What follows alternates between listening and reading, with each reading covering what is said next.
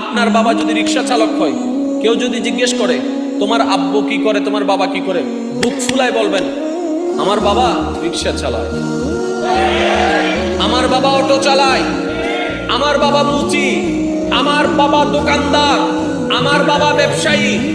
অনেকে এই পরিচয় দিতে লজ্জাবোধ করে। ও আমার যুবক ভাইয়েরা, ওই পরিচয় দিতে লজ্জাবোধ করেন না। যে পরিচয়ের পরিশ্রমের কারণে আপনার দেহের মধ্যে রক্ত হয়েছে, ওই খাবারে, ওই রিক্সা চালার থাকাটাই খাবার হয়ে আপনার শরীরের মধ্যে রক্ত দিয়েছে, ওটাকে আপনি অবহেলা করবেন না। আরে যাই করেন বুক ফুলায় বলেন, কারণ আপনার বাবা তার চুরি করতেছে না, ডাকাতি করতেছে না। অনেকে তো কোট প্যান্ট টাই পরে বেলা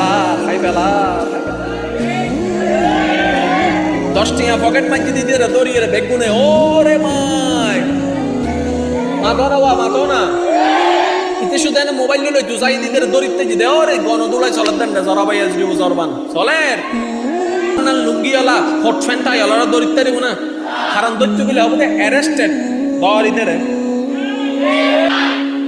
আল্লাহ তাআলা কিছু কিছু মানুষের দড়িবে লাগে আমার লাগবে না।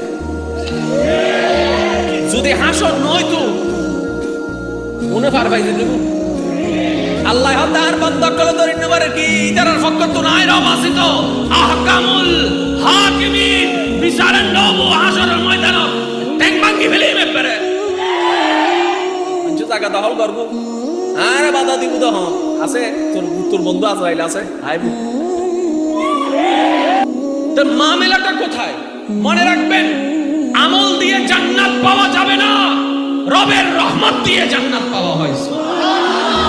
এই জিনিসগুলা আমরা যত বুঝতে পারবো তত আমাদের প্রেম বাড়বে, যত প্রেম বাড়বে তত কানেকশন বাড়বে, যত কানেকশন বাড়বে তত আপনার উত্তরের প্রতি উত্তর আসতে থাকবে। বিরক্ত হচ্ছেন আপনারা? জীবন সাকসেস করতে চান তো সবাই? জোরে বলেন না, সাকসেস করতে চান?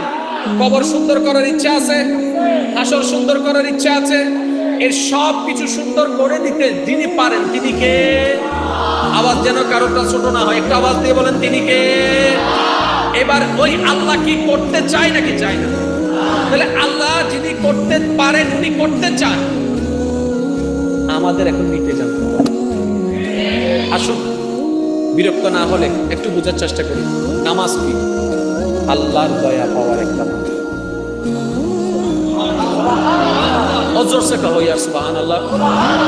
আচ্ছা, রমজানের দুপুরবেলা বুক তৃষ্ণায় ফাইটে যাচ্ছে, সামনে পানি আছে, পানি না খাইলে আল্লাহর লাভ কি? আমরা পানি না খাইলে আল্লাহর কোনো লাভ? জোরে বলেন, আল্লাহর কোনো লাভ? আমরা পানি খাইলে আল্লাহর কোনো লাভ? তাহলে আমাদের খাওয়া না খাওয়াতে রবের কোনো লাভও নাই, লসও নাই। আমরা ফজরের ঘুমটা হারাম করে নামাজে দাঁড়ায় গেলে আল্লাহর কোনো লাভও নাই, লসও নাই। আমাদের লাভ আছে, আমাদের লাভ আছে। তাহলে রব আমাদেরকে দিয়ে নামাজ পড়াচ্ছেন কেন, রোজা রাখাচ্ছেন কেন? আপনি যদি একটু ভাবেন গভীরভাবে, দেখবেন প্রত্যেকটা কাজে আমাদেরই লাভ, আমাদেরই লাভ। আমরা যখন ফজর বেলা উঠি নামাজের জন্য, লক্ষ্যটা থাকে নামাজের জন্য, কিন্তু অলৌকিকভাবে বৈজ্ঞানিক থিওরিতে, ডাক্তারি ভাষায় ওই সকালের বাতাসটা নামাজ পড়তে উঠার কারণে গায়ে লাগে, ব্রেনে লাগে, সবচাইতে উপকারী বাতাস। বলে ওই বাতাসটা আমাদের গায়ে লাগলে আমাদের ভালো হবে, আমাদের রব জানে। সেজন্য রব সেই সময় একটা নামাজের ব্যবস্থা করে দিয়েছে।